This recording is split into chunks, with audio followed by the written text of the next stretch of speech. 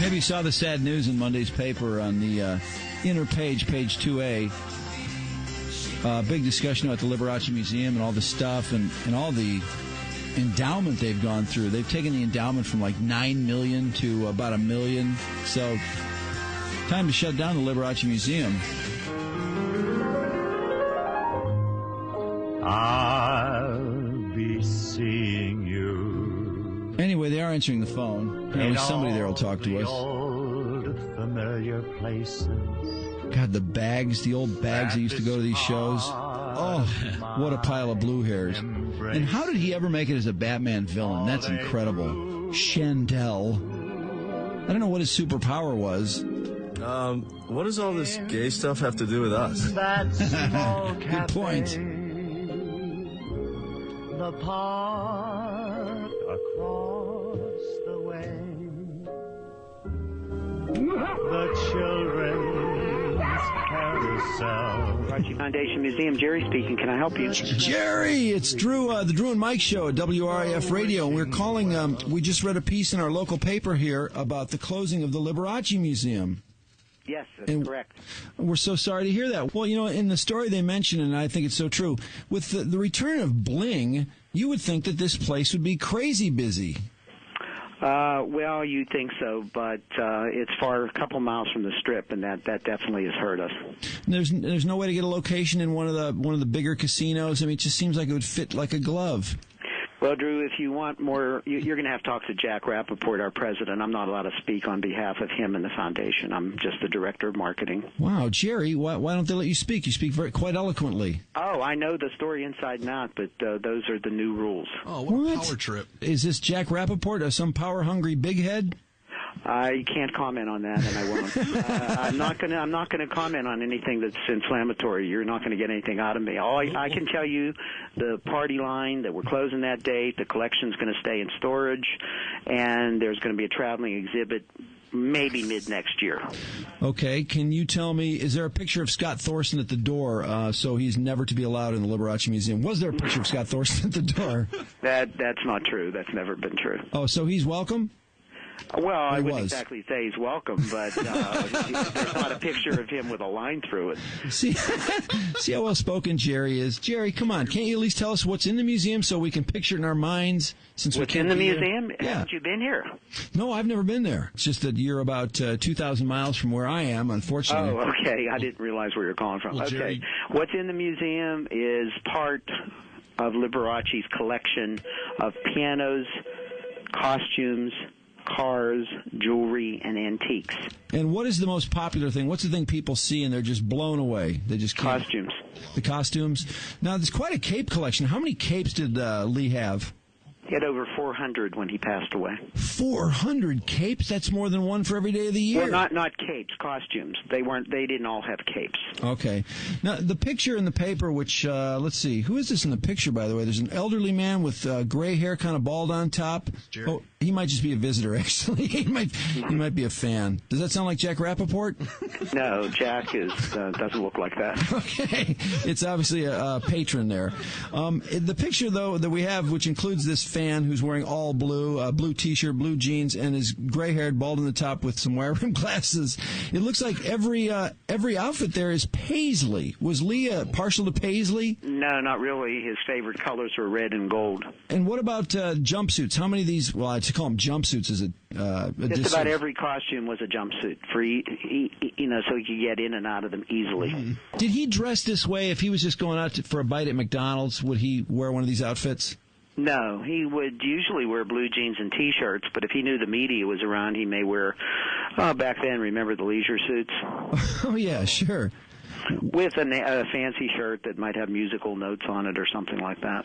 Well, would he actually go out to McDonald's? That's probably not his style, is it? No, he liked a little more fine dining, yet he still was a comfort food eater. He liked fried chicken and meatloaf and things like that.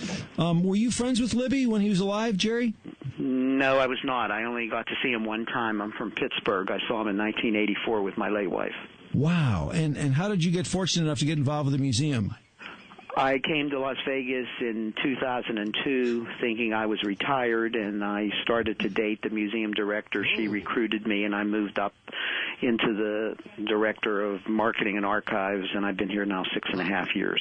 Geez, why couldn't you guys somehow get on the Strip, Jerry? That seems like it would solve a lot of your problems. You're talking to someone who doesn't have the power to make that happen. You need to talk to Jack or Jeff Cope, the chairman of the board of directors. They handle those negotiations. Man, I just handle advertising. It sounds like there's some really heavy stuff going on there, Jerry. I wish I could read between the lines. But it's all out there on Google alerts and blogs and flogs. It's all out there. You can find all the dirty stuff. You mean the stuff that you won't tell me directly? I am not at liberty to say it, even though my job's over. I'm a lame duck. I have little to lose, but I just prefer not to get into the danger zone. Well, what's next for Jerry? Well, I just got married Saturday, so I've got a new life with a new wife. Oh, wow. What, you guys plan to live in Vegas? Oh, yeah. She's the controller at a downtown casino. We're going nowhere. Oh, controller at a casino. That sounds like a great job. It is. Man, nice going, Jerry. You married up. Hey, behind every successful man is a working wife. Sweet. Now, what about, how do you keep Liberace in your life? You've been involved with the museum. It's got to be, Liberace's got to be in every cell in your body by now. Well, I have all the bling replicas, and I am about to go down to talk to a lady from the Toronto Star and Examiner to give her a tour. So I have all the bling, and I'm a Liberace expert. I know just about everything there is to know about Liberace, and that won't go away. So I don't know how I can use it, but anybody that asks me the questions in the future, I'll certainly answer them. You can't open up a place with the Liberace replicas? Not without getting a lawsuit from the foundation. They won't. You can't work out some kind of a deal? Don't want to. No? You don't want to do it, or they don't want to do it. I don't need the money. I'm not interested. I want to go back into retirement and enjoy my new wife and life. Cool. And how about the red neon piano on the roof? Is that for sale? That's never been announced. As far as nothing is for sale at the moment that I'm aware of. Everything's going to be just held in place until the foundation board makes decisions. Because if you're having some kind of a garage sale or something like that, that would be so cool just to see that and maybe just bid on one item or something. Is there any way that'll happen? Possible. Never say never. Right now, the answer is no. Jerry, if they said, Jerry, everybody who works here who's an important person like you as our director of marketing can call dibs on one item, what would you call dibs on? The black opal ring from Australia. Black opal is a very rare stone. We couldn't even replicate it, so I couldn't even get a replica of it. It has 321 diamonds, and the color of the stone, as you look at different lights, changes. It's gorgeous. Wait, 321 diamonds? Why don't they just sell that thing and keep it open another 10 years? Well, why don't you recommend that to the board of directors? I think I will, Jerry. I'm going to take some of your advice. I'm getting involved in this. Okay. You can just send. Why don't you send Jack an email, jack@liberace.org, O-R-G. Okay. Tell him your thoughts. How about, is the costume on display there, the Liberace in hot pants that I'm looking at a picture of?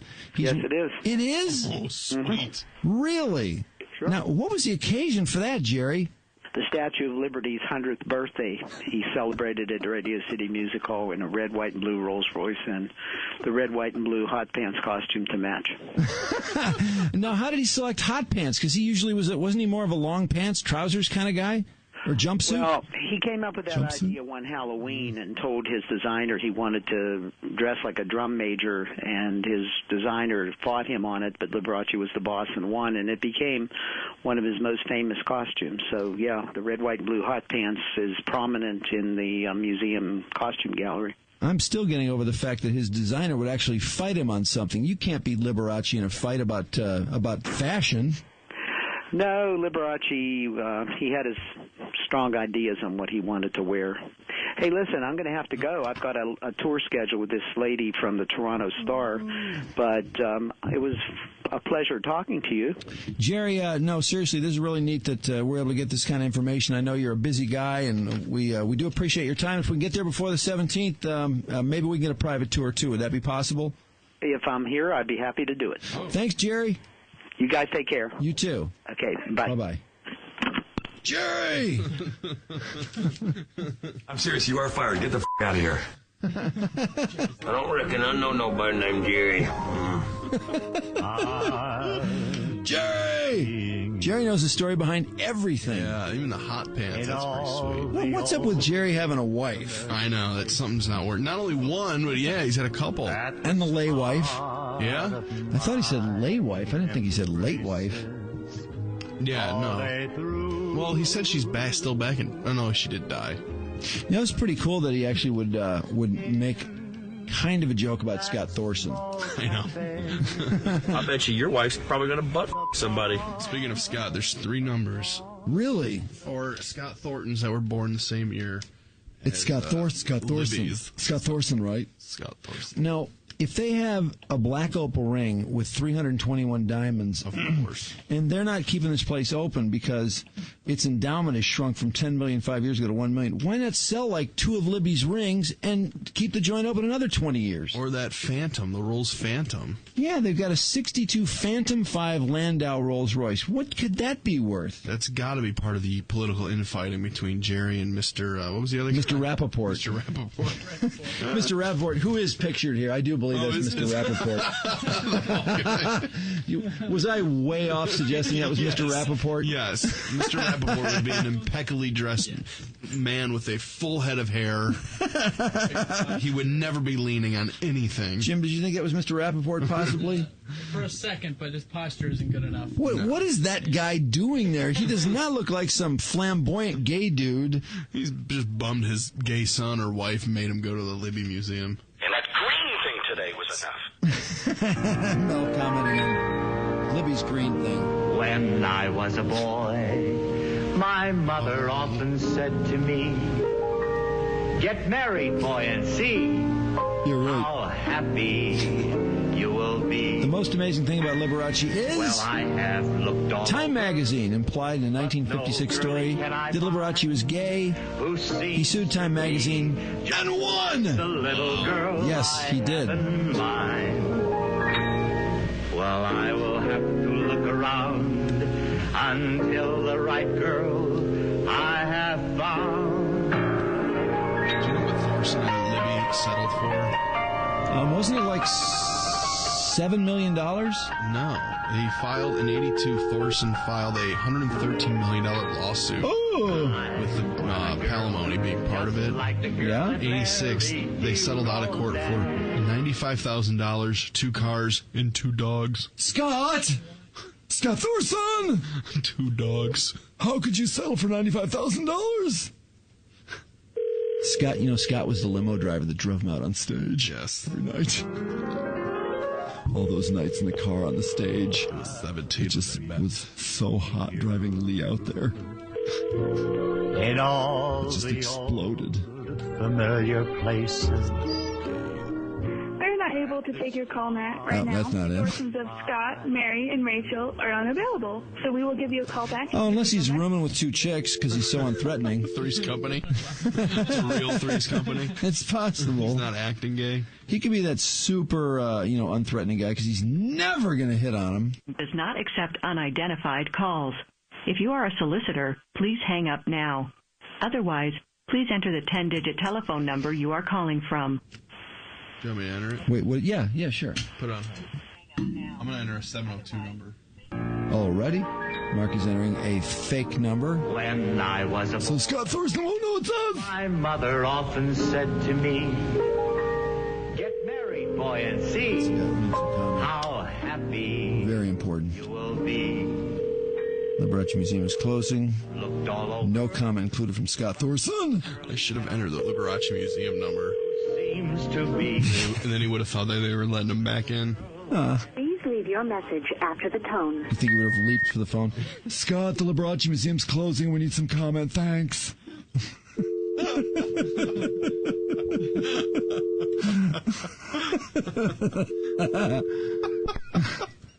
Does it sound like a credible person I'm just trying picturing to give media advice? the joy on his face when he hears that. They want to hear from me. They want me to comment on Lee. We need some comments, Scott.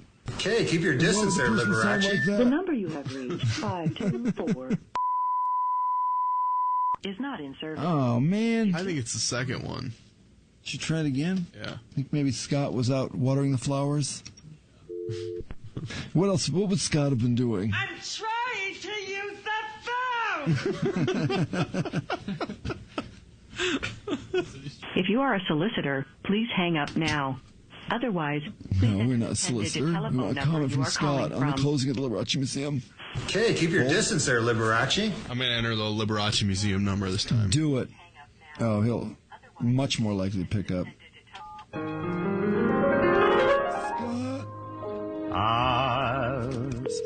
Scott Thorson, former driver for Liberace's drive on stage. That's right. Scott used to drive Liberace on stage in the Phantom Rolls Royce. Libby would ride in the back seat. And Scott would come around and open the door. Please leave your message after the tone. Scott, the museum no longer has your picture up, banning you from entering the museum until October 17th. That is the closing day at the Liberace Museum, and there's some media people who want to get some comment from you. Thank you, Scott Thorson. Have a wonderful day. I like how he got the East Coast accent at the end there. It's ridiculous that he'd be asked for comment in the first place. He's only the person that sued him like 27 years ago and sued him for $113 million, won $95,000. Wait, 2 dogs and 2 cars? Yep, you got it. And probably he's, well, I was going to say he hasn't thought about Liberace. I'm sure he thinks about Liberace quite often. Every night. Yes. Here's the other weird thing. Did you know Scott Thorson, Libby made Scott Thorson have multiple cosmetic surgeries to look more like Liberace? Yes, I did know that. He is a messed up looking dude now, too. Is he? What does he look like now? Well, come look at Oh, God. I don't know when this is from, but this is a mug shot. Does he look remotely like Libby? No, not at all. What's with Liberace? He wants to boo-foo himself? Oh, could his hair be a little more dyed? Look at that. That's ridiculous. His hair is jet black, like down to the sideburn, which all of a sudden is like totally gray. I think he's had plugs, too. Whatever he did to his hair, it was done to look more like Libby. Wait, what is this date? Could he have been arrested recently? Drug-related charges in Palm Springs on August 27th. Did you see that about 2004? What happened? He claimed he had a homosexual affair with Michael Jackson. This guy must be hot if you're gay. Or just hung. Look at this picture of Thorson.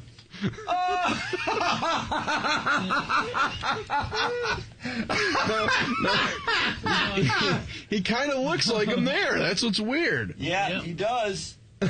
He's probably, ever since he and Liberace split and Libby died of AIDS, he's been having surgery to look less like Libby.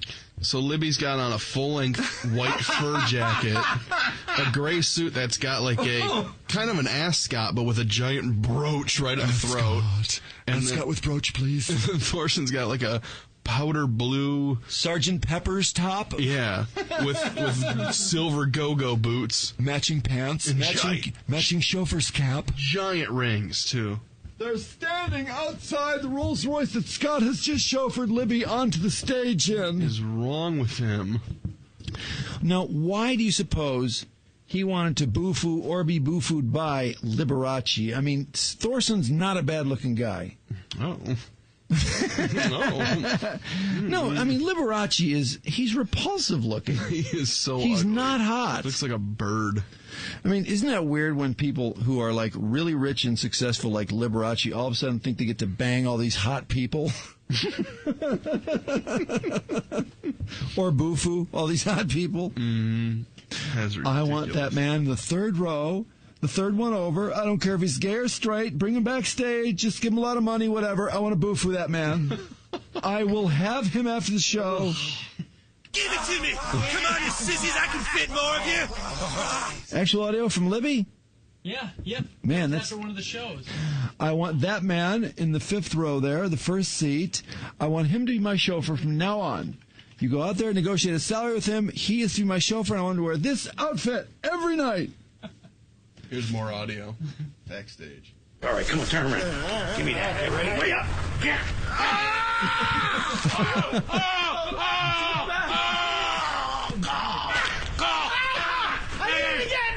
Actual audio of Scotty's first night. That's two dudes banging each other. What do you get from that? Nothing. Well, you're gonna need some tighter pants. That uniform, I bet they spent days, weeks, and months working on that uniform. And that picture, how many pictures before Libby was happy? No. Scott looks wonderful. I look dreadful. And again, if you missed it, the Liberace Museum is closing. I hate to shock anyone who hasn't heard about that. I mean, don't blow your brains out. And we were trying to reach Scott Thorson, the man that sued Lee Liberace for $113 million for, let's see, was that for companionship? Yeah. He promised to support him for life in the style that he's accustomed.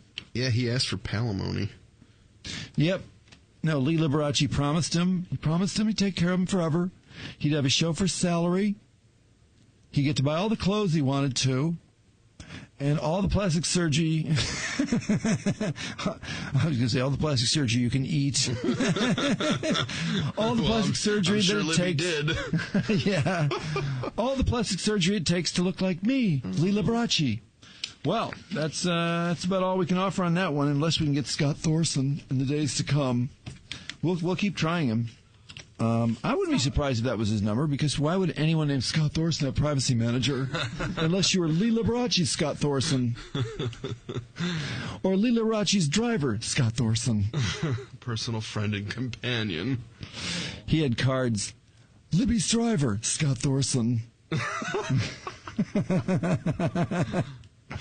And then did he sue him again when it was pretty obvious that Libby had AIDS? Didn't he sue him again? That was Rock Hudson's dude. He wrote a book, Behind the Candelabra. Even the name of the book is gay. Oh my God, is that gay? What was Rock Hudson had some dude he was with, didn't he? And he never told him he had AIDS. I'm pretty sure that's true. I think some guy sued Rock Hudson. You're not talking about Gomer Pyle, are you? No, he was married to Gomer Pyle. This is like his side guy. He had a lot, though, didn't he? Yeah, Rock. Oh, Rock boo-fooed everything. And anything that walked, Rock would boo-foo. He didn't even know it was a guy or girl till they turned around. What is this? Wait, the book, The Thin 30, chronicles Hudson's involvement in a 1962 sex scandal at the University of Kentucky involving the football team. What? What do you mean, The Thin 30? What's that? The author writes that Jim Barnett, a wrestling promoter, engaged in prostitution with members of the football team, and that Hudson was one of his customers. Oh. This is also from the Wikipedia. Kentucky football team. What? They nailed Rock Hudson in 62. Oh, my God. I wonder what their record was. Probably like 0-11.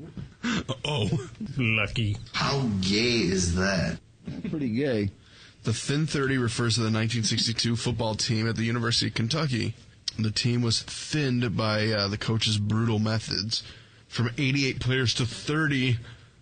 What do you think? Maybe that has to do with nailing Rock Hudson? Yeah, the fact that they had to be bagged by Rock Hudson probably made them less likely to stick around. Okay, same answer 2-a-days. Next, you're going to be boo-fooed by Rock Hudson. If you make it through that, you're on the team. You're part of the Thin 30. Oh, for Christ's sake, I've been through 2-a-days. How am I not going to take on Hudson? Christ. God, this sucks. They beat Tennessee that year. They are 3-5-2. Oh, well, they had to go through all that. My God. Oh, well, this isn't so gay. They used to get oral sex from guys. The football players? Yeah, so people would pay, and then the football players would get just BJs.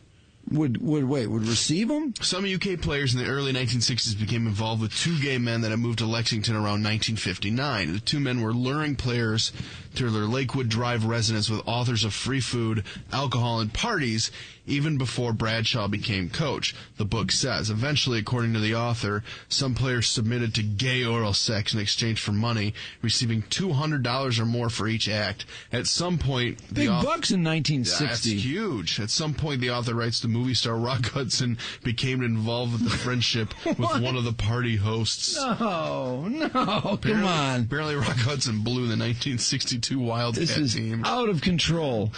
All right, we are done with this. Where can this go? I mean, it's on to Gomer Pyle any second now, and Gomer's involvement with the Wolverine team from 1956. This is horrible. God. Well, again, Lee Liberace. We'll leave it at that unless we can get a hold of Scott Thorson. And that is all RIF exclusive. From the Thin 30 to the Liberace Museum to our efforts to reach Scott Thorson to the conversation with Jerry and the possible future tour. What does all this gay stuff have to do with us?